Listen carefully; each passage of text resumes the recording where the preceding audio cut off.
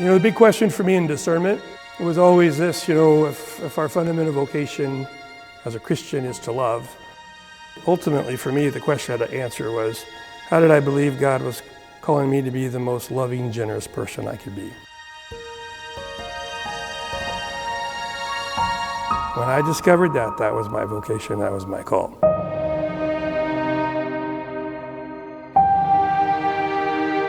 As a little boy, I thought about being a priest. And then my senior year in high school, I started thinking about it, but I was just not in a place where I thought I could go. Went to Wabash College for 2 years, transferred to IUPUI, earned a degree in biology from Purdue, and then worked 6 or 7 years after college. Like many young adults, I got focused on school and working to pay my way through school and just kind of got lazy. So I would call myself a young adult who got lazy in the faith.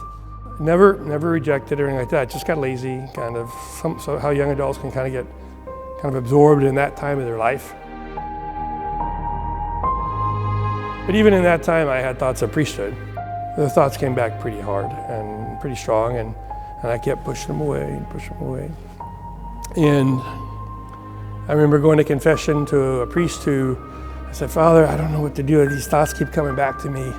He pulled out his business card, said, "You owe it to yourself to talk to in the church to look at that and explore that." And he gave me his business card and wrote down there the name of our vocation director, Father Paul Aitchen. He wrote down his phone number. I put the card in my wallet.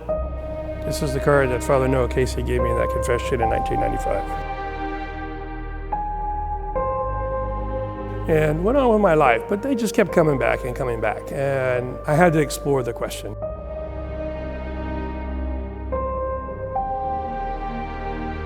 I had been working this impression, if you go to seminary, it's because you already know you're going to be a priest. And he said something to me that freed me up, because he said, the same Holy Spirit that brings you to seminary is the same one that will take you away. It'll take you away as a priest or as a layman. But either way, your time here of formation, learning about prayer, internal growth, deepening relationship with God and the church will serve you and will serve the church. That one conversation gave me an understanding that the freedom that I had to go was the same freedom I had to leave. And that gave me the freedom to go.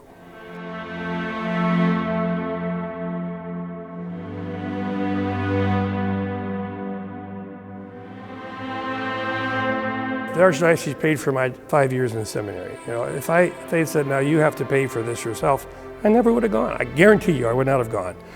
I would have immediately said, "I don't have the ability to do this." So the freedom to be able to go and discern, because they were going to cover that year, that first year and the second and third, was critical. I just knew I was where I was supposed to be. Every new community, you have to get to know the community, right? You have to understand who they are and what's happening there, and in prayer and discernment with the community, discerning where are we being called to. Clearly here, it's needed for me to speak Spanish here.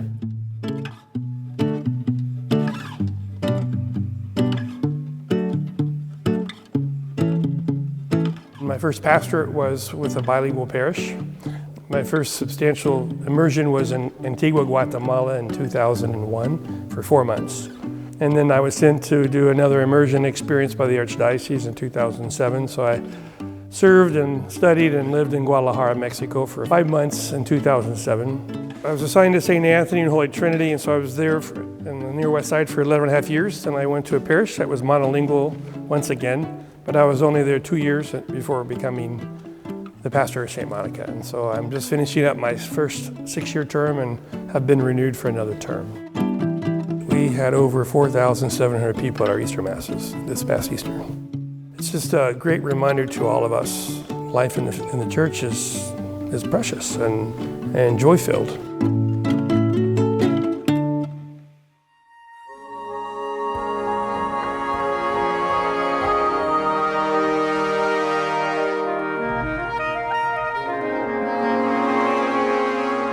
As a young priest, I would go and visit those seniors in the hospital. I'd visit them at the Hermitage. And so I was very much aware of this generation of priests. Just a particular gratitude. Many of these priests are now retired. They were young priests in a time when there was a great exodus of many priests, and they stayed. They stayed faithful to their promises They stay faithful to the people of God. So it's a great way to support them in their retirement, to make certain they have adequate housing, adequate food, adequate health care, so that we're caring for them, just as you might care for your parents or grandparents.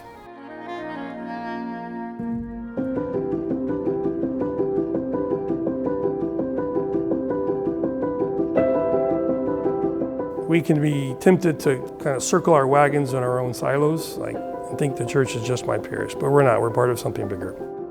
The UCA is a way to make certain that certain core ministries are funded beyond the cathedraticums, so that we can make certain that we don't see young men, or maybe older men like I was, say no to discernment because I can't afford to go to seminary. None of us can do this alone. We all need one another. Someone you may not ever see or know will receive the benefit of your generosity. How might you help one or two people through your own contribution to the United Catholic Appeal, and realize that for them you made a difference.